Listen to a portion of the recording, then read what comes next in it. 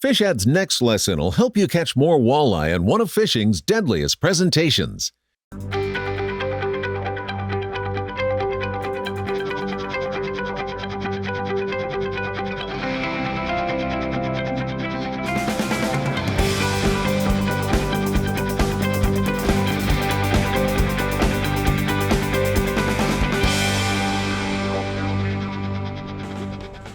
Fish just swam right underneath the boat. I reeled back to him. Look at this. I'm going to set the hook straight up. Look at that. I was casting out here. There's fish out there. And I saw these fish right underneath the boat. And I just brought it back to the boat and dumped it on him, and he bit it that quick. Even in this calm water, we're fishing pretty deep, 24 to 27 feet. One tip I want to give you, when you're reeling up a fish, I don't know if you noticed what I just did, but what I did is I just dropped the tip of the rod just a little bit when I got to my knot. And what that did is it made it so the knot slid through there really, really easily without sliding. So I know when I see it come through there like that, that my knot stayed in the right spot. So now I don't got to reset it. So it's just a really simple deal. Just dump that rod tip just a little bit when you're coming in. Look at that. Hooked him right in that upper lip because he was right underneath the boat. I set that hook straight up. How cool is that? Barely got him too. Let's get that jig out of him. I'm gonna let him go. Then I'm gonna show you something, because this is one of the #1 changes I make. Great fish right there. I'm always fishing a jig underneath my slip floats, and there's a reason for it. It's doing two things for me. Most important part is it's holding my bait horizontal, because if you look at how that jig's hanging there, that jig is horizontal. It'll allow that bait to kind of suspend out here horizontally. If you're using a plain hook, what's gonna happen is that bait will keep trying to swim out here, but eventually it'll get tired and then it'll just lay straight down. As soon as it's laying straight down, here's the deal, it's not natural looking anymore. So I'm always thinking about keeping that bait looking natural, and that jig head will do it. Another tip though is I always grab the line after every fish and I pull that knot up so that that jig is hanging horizontally. As soon as you do that, it makes a big, big difference. Now all of a sudden that bait looks natural to them down there. 16th ounce jig is what I use all the time. It's a Lindy live bait jig. Great jig for this scenario because the hook is a short shank wide gap. So you're gonna be able to get hooked up, and it's gonna add a little bit of color down there, and sometimes that can make a difference too. I started the day with a blue and white jig. Caught the first fish on that, had a couple lookers that I couldn't get to take it, so I just switched over, grabbed another rod that I had tied up with a green jig, and all of a sudden that quick, boom, boom.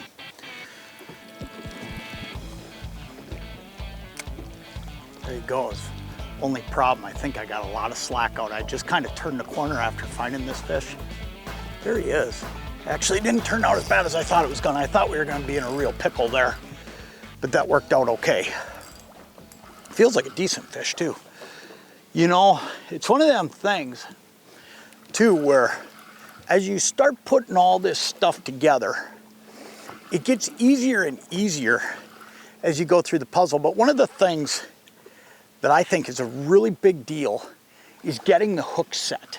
And I think it's one of the biggest challenges I see people have as they're doing this routine. And that is plain and simply because they aim the rod at the fish.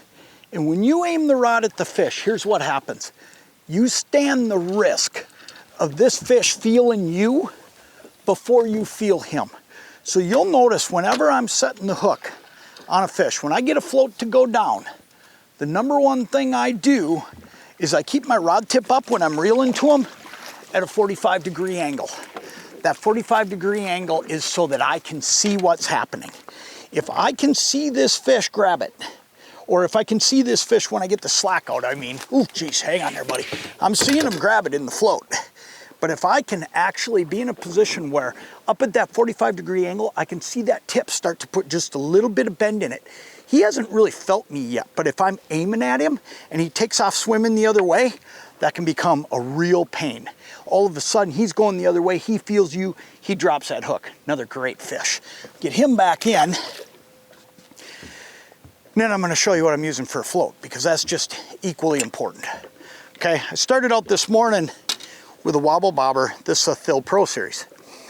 No matter what, I'm using a Thill float, okay? This is the double XL series, Pro Series. It's got a brass grommet up in the top. It's made from the finest balsa, the best balsa money can buy right here. It helps the fish not feel it. Now, earlier this morning, there was a little bit more wind and I wanted to cast a little bit further. When I'm in that situation, I use what's called a Wobble Bobber. Now, the Wobble Bobber is really cool because it's got the weight that'll hold printed right on the side of the float. But here's the thing about this float. This float can cast a mile. It's got no stem in it, and it's got a brass grommet on both ends, okay?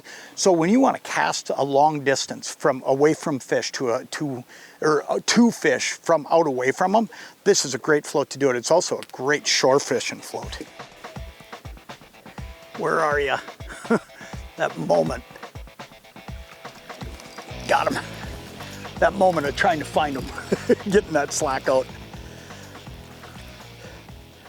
Okay, another thing, split shot. I only use one, I don't use two. If you have two, all you have is a tangle point when you cast because it gets kind of rotating back and forth. So I use one larger split shot, and I want to use a split shot in a size, this is a pretty good fish. I want to use a split shot in a size that's going to float this float to a point where it'll, you know, it doesn't pull it down, but it's right on that verge, okay? And the idea behind that is we're trying to keep walleyes like this one right here. Oh, come here. We're trying to keep this fish from feeling the float. So using that one weight, number one, makes a big difference because it can't get tangled. And number two, using a large enough weight makes it so this fish just flat out doesn't feel it, because when he pulls, he's just taking that float right down. He's not feeling that float back there, okay? Then the next thing, see if we can get this out without hurting this guy. Then the next thing that I do is I look at my split shot placement, and a lot of times I'm fishing I've got that split shot up a lot higher than most people would. I know conventional wisdom says just put that split shot a foot above the bait. I don't do that. I run my split shot a lot higher, and that's a very deliberate thing. There we go. That's a very deliberate thing. He'll be just fine. There he goes. Because ultimately I'm getting that out away from my bait, but here's what it's actually doing. It's not a visual thing for me, where I'm trying to talk them into believing that there's no weight there. What it is there is what I call a leash effect here, okay? And that is the line between your jig and your split shot. I like that leash being a little bit longer because here's what happens. Every time that float goes up and down over a wave, it gives a little bit more lift and flutter down there. The closer you are with your split shot, the less action you're gonna allow that bait to have down there on every wave, or especially, let's say we're fishing a minnow that we want to swim around a little bit down there. Here's the other thing that happens. The shorter you make that leash, the harder it is for him to swim. So ultimately, I like using that placement of a couple feet away with my split shot from the jig. So just a couple feet above it. And I think that can make a huge, huge difference. The other thing I'll tell you too is fishing heights off the bottom. This is another thing. I usually fish high on days where it's calm like this. And when I say high, what I mean is I'm fishing 2 to 3 feet above the fish. Okay, so if the fish are a foot off the bottom, and I see them, and I can place my bait 2 or 3 feet above them, so 3 to 4 feet above the bottom, I feel like I'm gonna be able to get them to move. If they move, they're gonna bite. Rule of thumb, on clear days, I'm usually fishing a little higher because the water clarity down there, without the, you know, with the sun shining down and without the waves, they're able to see a lot better and they're willing to come up a little higher. If it's cloudy, I tend to fish a little closer to the bottom.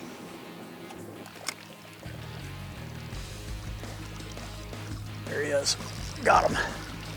This fish was off the edge in 30 feet.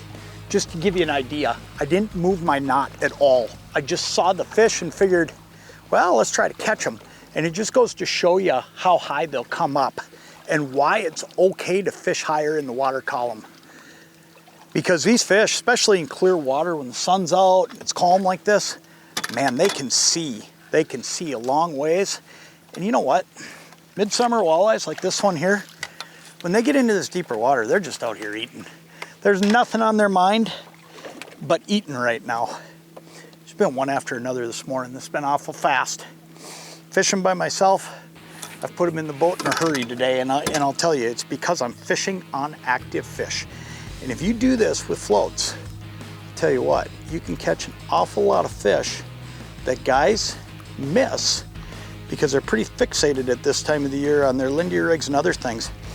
You tie on a float, put a jig underneath there with a leech, and fish like that just can't resist it. That's an awesome day.